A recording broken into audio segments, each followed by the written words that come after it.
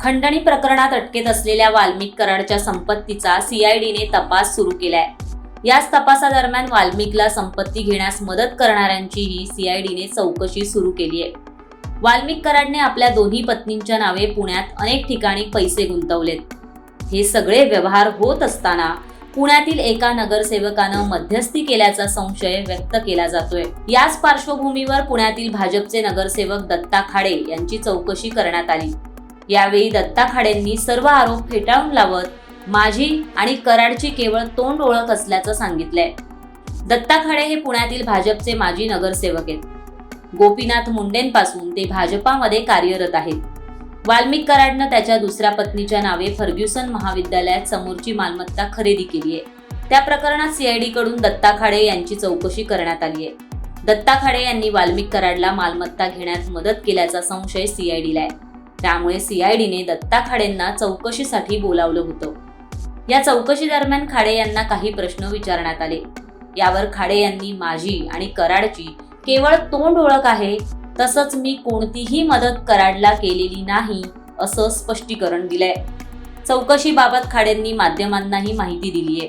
ते म्हणाले, वाल्मिक कराड आणि माझी फक्त तोंड ओळख आहे. मी कधीही त्यांच्यासोबत फोनवर बोललेलो नाही. या प्रकरणाशी माझा काहीही संबंध नाहीये. सीआयडी कडून 19 तारखेला मला नोटीस आली आणि मला सीआयडी कडून बोलावण्यात आलं. जवळपास 2 ते 2.5 तास चौकशी झाली. वाल्मिक कराडनं फर्ग्युसन महाविद्यालयाच्या समोर जी मालमत्ता घेतलीये त्यावेळी मी बिल्डरला पैसे कमी करायला सांगितले का? माझ्याकडून काही पैशांचा व्यवहार झालाय का? माझे आणि वाल्मिक कराडचे काही संबंध आहेत का? असे अनेक प्रश्न वरिष्ठ अधिकाऱ्यांकडून विचारण्यात आले. मात्र यात माझा काहीही संबंध नाही. ज्या प्रभागात ही मालमत्ता येते त्या प्रभागाचा मी नगरसेवक आहे. माझा याच्याशी काहीही संबंध नाही. निवडणुकीच्या तोंडावर मला बदनाम करण्याचा प्रयत्न होतोय असं खाडे यांनी स्पष्ट केलंय. तर चर्चा नाही त्यांची माझी. फक्त मी तुम्हाला सांगितलं की ते मुंडे साहेबांचे त्यावेळेस ते एक सामान्य कार्यकर्ते होते. मी सामान्य कार्यकर्ता होतो आणि मुंडे साहेबांकडे गेल्यानंतर जसं आता तुम्ही मला ओळखता की मी एक नगरसेवक आहे, मी ओळखतो तुम्हाला की तुम्ही एक पत्रकार आहे, एवढीच तोंड ओळख होती. बाकी कुठलाही माझा त्यांचा संबंध नाही. तुमच्या पक्षातून काही विचारणा झाली, नाही. आता 40 दिवस ते नव्हते मर्डरनंतर आणि ते पुण्यात होते असं म्हटलं जातं आणि त्यांना तुम्ही बरं असते आहात, तुमचं म्हणणं आहे थेट कम्युनिकेशन झालेलं नाही, पण कुणाची तरी सांगण्यावरनं तुम्ही त्यांची लपायची व्यवस्था केली किंवा लॉजिस्टिक त्यांना मागचं सगळं पुरवलंय असा सुद्धा एक आरोप तुमच्यावर होते. म्हणजे चौकशीत त्यांनी तुम्हाला विचारलं ते फरार असताना तुमच्याकडे आले होते का, तुम्ही त्यांना मदत केली का, कुठं ठेवलं होतं, काय खायला प्यायला कोण नेऊन देत होतं, असे प्रश्न सुद्धा काल तुम्हाला चौकशीत. बरोबर आहे. मी त्यातून गेलेलो आहे काही वर्षापूर्वी.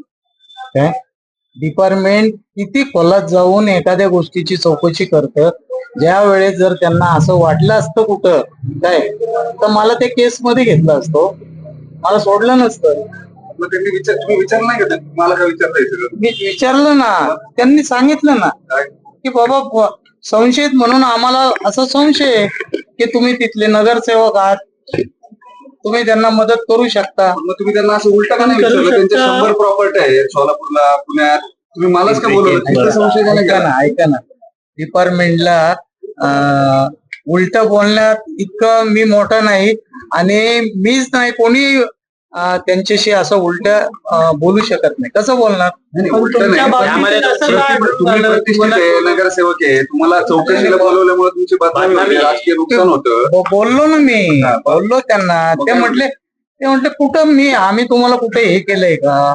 काय तुम्हाला विचारले 4 प्रश्न, त्याची उत्तरं तुम्ही दिली, आम्हाला ती समाधानकारक वाटली. ठीक आहे, तुम्ही जाऊ शकता. किती दिवस समन्स आल्यावर किती दिवसांनी गेले तुम्ही? लगेच गेलो. 19 तारखेला मला ते हे दिलं. 19 तारखेला मुरली अण्णांचा कार्यक्रम होता, तो 6:30 वाजता संपला.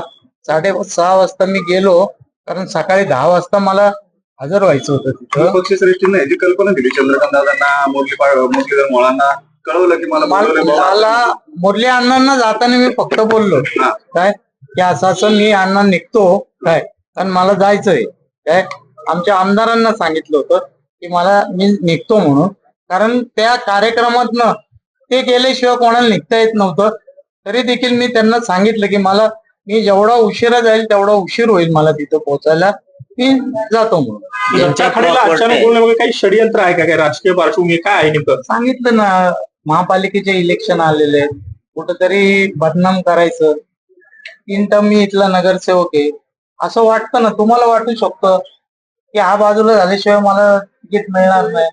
म्हणजे विरोधकांना वाटू शकतं की हा बदनाम झाल्याशिवाय आम्ही निवडून येऊ शकत नाही. माझ्या पक्षाचा असू शकतात, विरोधक असू शकतात. आता ते आज ना उद्या कळल.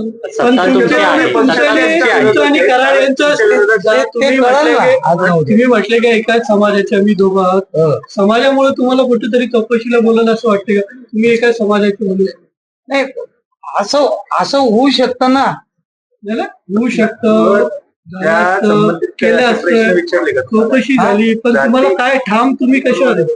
नाही, सांगितलं ना तुम्हाला, त्याच्या मागचं त्या लोकांनी पण मला हेच सांगितलं की तुमच्या इथं प्रॉपर्टी आहे, तुमच्या प्रभागात प्रॉपर्टी आहे.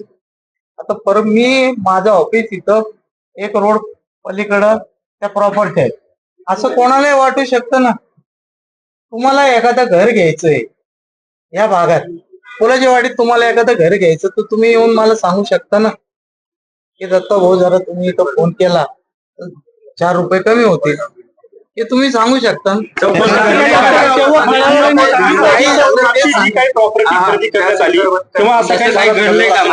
मी सांगितलं ना, तसं काहीच घडलं असतं तर तुम्ही बिल्डरला विचारा ना की दत्ता खाडे तुमच्याकडे आले होते का, त्यांनी काय तुम्हाला फोन केला का की 10 रुपये कमी करा, हे सांगितलं का?